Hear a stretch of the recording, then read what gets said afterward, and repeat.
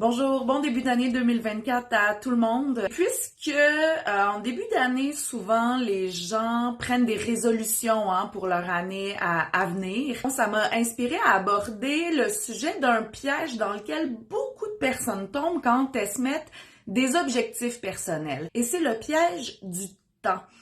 Je m'explique. Probablement lié à notre culture de performance, les gens se mettent souvent des objectifs dans le temps.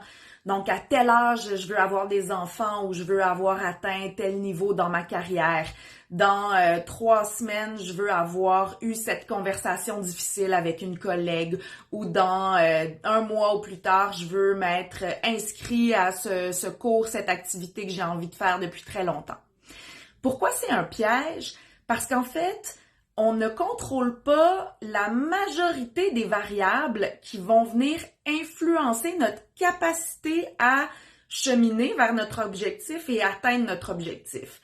Ça peut être des événements qui arrivent dans la famille, des enjeux de santé, un dégât d'eau à la maison qui retarde, une grossesse imprévue. Donc, il y a vraiment une grande quantité des variables qu'on contrôle pas qui peuvent venir jouer sur, est-ce que j'ai les ressources internes et externes de continuer à avancer vers mon objectif et atteindre mon objectif.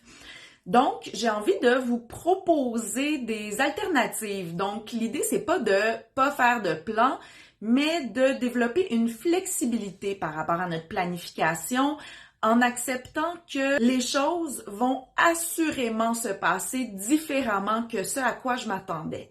Ça peut être que ça va retarder mon projet, ça peut être que ça va le précipiter des fois aussi. Finalement, on obtient une promotion plutôt que prévu, on a un sentiment d'imposteur, on se sent pas prêt, ça peut être très déstabilisant ça aussi. Donc, oui, de se faire des plans de match en gardant en tête que notre plan, c'est comme un squelette, mais il va pas se passer comme on l'a prévu à peu près à 99,9% du temps. Et puis, quand on fait face donc à une situation qui modifie notre planification, ça peut être de mettre une pause sur les choses qu'on fait, ça peut être de dévier complètement, de changer le plan de match. Ça veut pas dire de abandonner l'idée, ça veut dire de prendre conscience de ce qui se passe actuellement, de s'adapter à ça, puis de garder en tête le plan, de le mettre un peu sur le back burner, comme on dit en bon français, et d'y revenir quand la situation le permet, quand les facteurs internes, externes nous le permettent à nouveau. Donc, on peut faire face à de la déception, de la frustration, des fois même une certaine forme de détresse quand les gens doivent faire le deuil de certains projets, mais reste que c'est beaucoup plus réaliste de cette façon-là.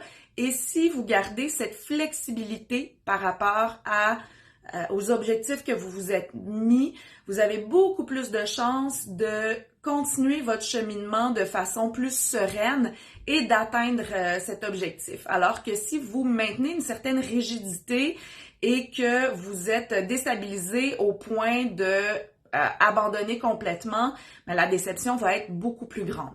Alors, je vous invite vraiment à réfléchir les critères que vous vous mettez pour l'atteinte de vos objectifs. Et sur ce, je vous souhaite un très bon début d'année 2024. Bonne journée!